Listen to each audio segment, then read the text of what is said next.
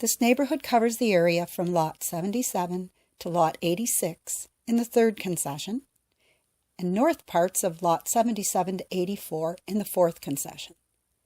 It incorporates the present-day village of Ameliasburgh, but we have decided to list it under its former name, Roblin's Mill. Owen Roblin was the founder and builder of the mill in 1842.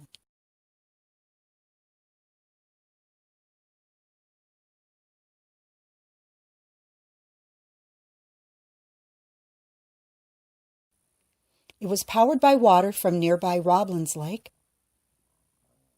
The mill had a 40-foot head of water over the wheel. The fish in the lake at the time were so thick that a man was paid full-time to net fish entering the gates of the mill. This prevented the schools from going through and perhaps jamming the wheel. One year, the lake failed to provide enough water power to run the mill.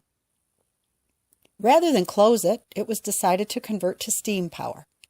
The conversion took almost a year to complete, and by that time, the lake was up to full capacity again. The mill was an impressive stone structure, 5 stories high. Some say it was built with stone that came from Kingston.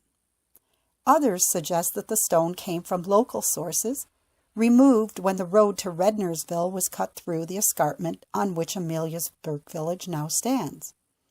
The inside of the mill is of frame construction. During the mill's heyday, it was never closed.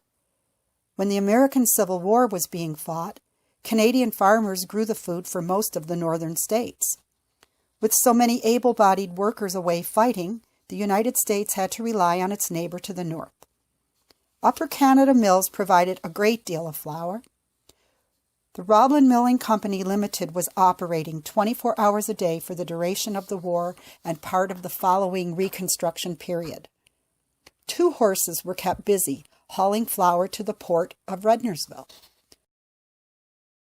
Schooners sailed regularly to American ports, bringing as much as 100 barrels per day. Roblin's Mill was the center of a great deal of activity. At the bottom of the escarpment, a sawmill, cooperage mill, shingle mill, and an ashery were in full production in the mid-1800s. Another mill was actually in production before Owen Roblin built his stone structure. Just after 1820, John Way bought 200 acres next to the Parliament homestead and built a wooden mill. Owen Roblin built a potashery and store 5 lots east of him. At that time, the community was known as Way's Mill. Owen Roblin and John Way traded lots and businesses around 1838, and Roblin rebuilt the mill. The energy Owen Roblin put into the business seems to have provided incentive to others in the area. Ameliasburgh village prospered, with a population of approximately 500 people by 1900. Indeed, Roblin's Mill must have been an industrious and pleasant village. At the east end of the mill, a low building housed the mill office and the post office. In 1845, Owen Roblin became the postmaster for the village, which by then was called Roblin's Mills, and held the post until his death at age 97, when he was said to be the oldest postmaster in Canada. Although Owen Roblin was the major businessman in Roblin's Mills, there were many other businesses. Sprague's Carriage Factory was the largest single industry in the village and employed as many as 50 men at one time in the manufacture of wagons, cutters, buggies, and sleighs. Havelock DeLong built the Marsden Hotel. The Coleman family businesses included a blacksmith shop, funeral parlor, and cabinet making.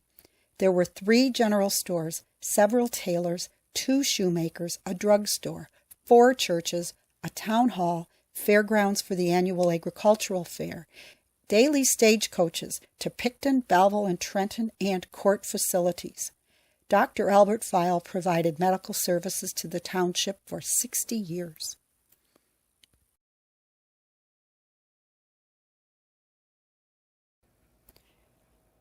By 1920, the mill had closed down.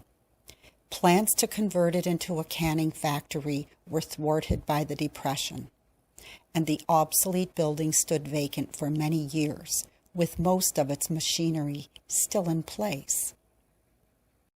In the 1930s, the mill was purchased by H.E. Fairfield. In 1947, the mill was purchased by Harry Smith of Belleville, who hoped to operate it once again. However, cracks in the walls of the mill rendered it unsafe, and the idea was abandoned. In 1960s, the mill was sold to the Metro Toronto Conservation Authority. It was dismantled and moved to Black Creek Pioneer Village, where, beautifully restored, it continues to grind grain for visitors today.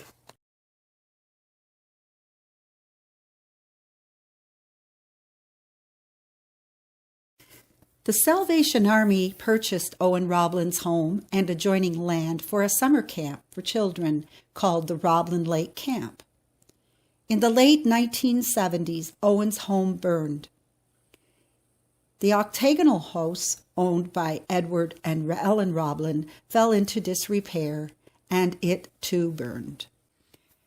Owen Roblin, his wife Huldah, and many of their children are buried in Roblin family plot in Grove Cemetery beside the mill pond in the village. Poet Al Purdy composed an eloquent tribute to the place and time and way of life.